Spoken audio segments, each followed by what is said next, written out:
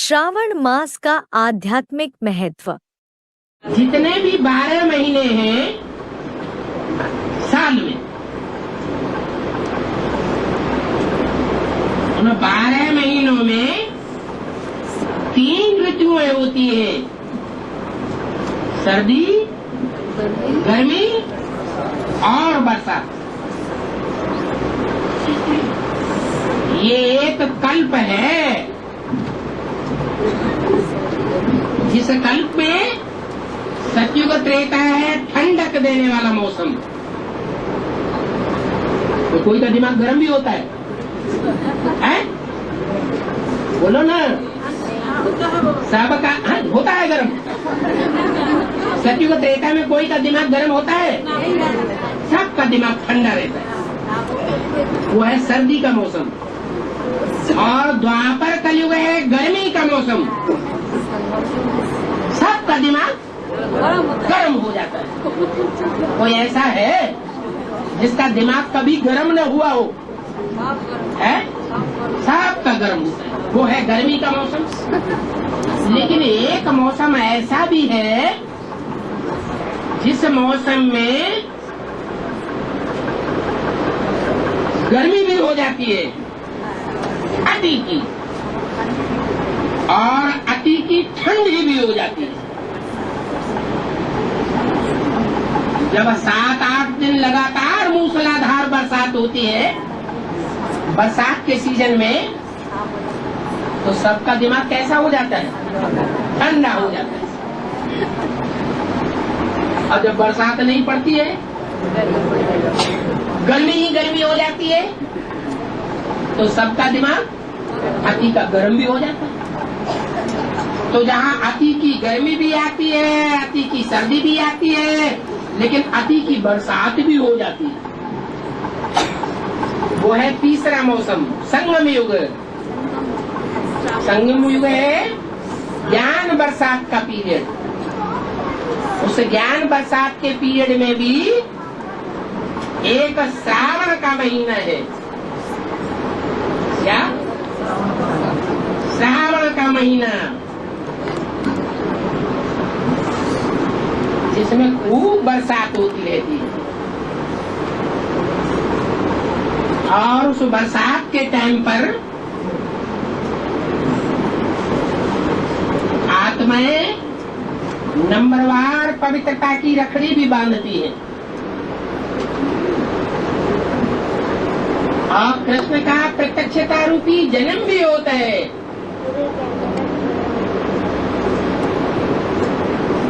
और उस बरसात के टाइम पर शिव की खूब बढ़िया पूजा होती है। जितनी बढ़िया पूजा और अच्छी सच्ची पूजा और ऋतुओं में नहीं होती है, लेकिन श्रावण के महीने में हर सोमवार के दिन लोटी चढ़ाने जरूर जाएंगे।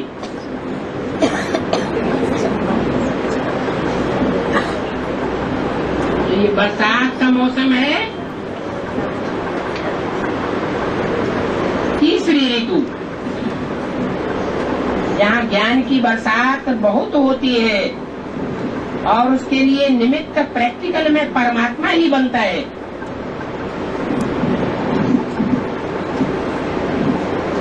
जहाँ ब्राह्मण पवित्र बन पाते हैं।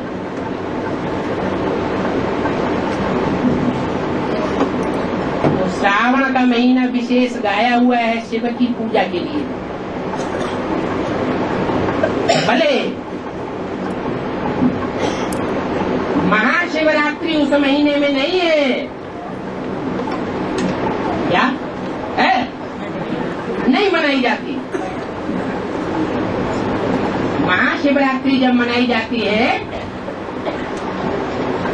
तब दुनिया में घोर अंधकार होता है। दुनिया वाले तो अज्ञान अंधकार में होते ही है,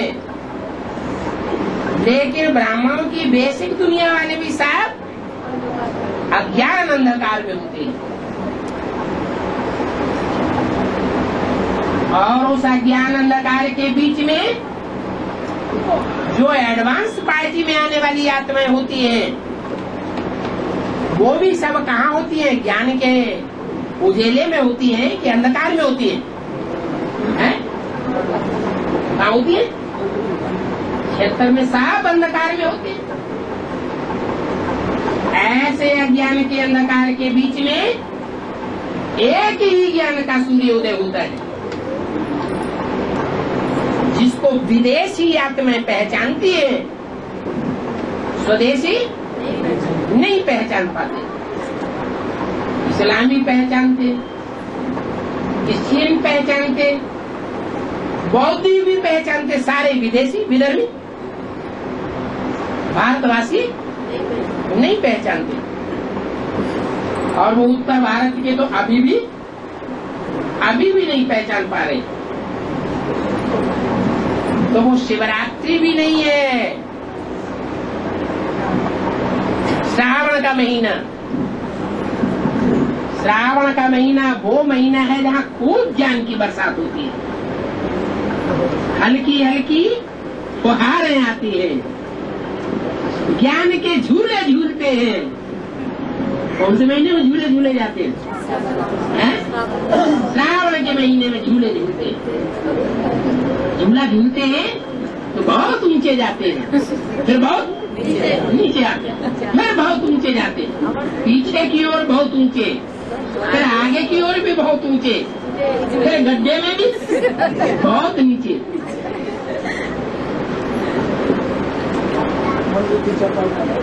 ऐसे टाइम पर शिव की बहुत पूजा होती है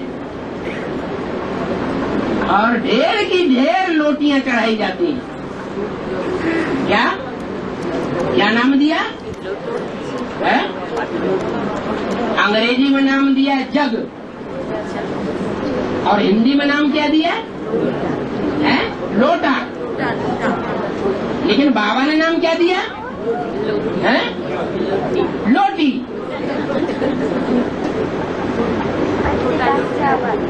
इतनी ज्ञान में लोटपोट हो जाती है कि ईश्वरीय सेवा में अर्पण हो जाती है। उस लोटी में दिखाते हैं कि थोड़ा सा दूध होता है और बाकी सब पानी ही पानी। जैसे बाबा कहते हैं गंगा यमुना सब नदियां पानी की नदियां हैं। सतयुग त्रेता में होती है दूध गिर की नदियां, और यहाँ है पानी की नदियां। क्यों ऐसे बोला?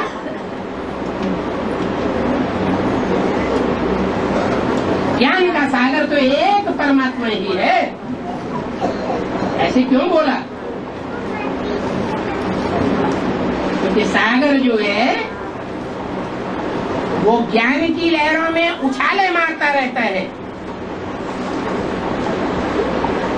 जो नदियों की उछाले हैं लहरों की, वो उतनी ऊंची नहीं होती है, वो मनन चिंतन मंथन उतना नहीं करती है।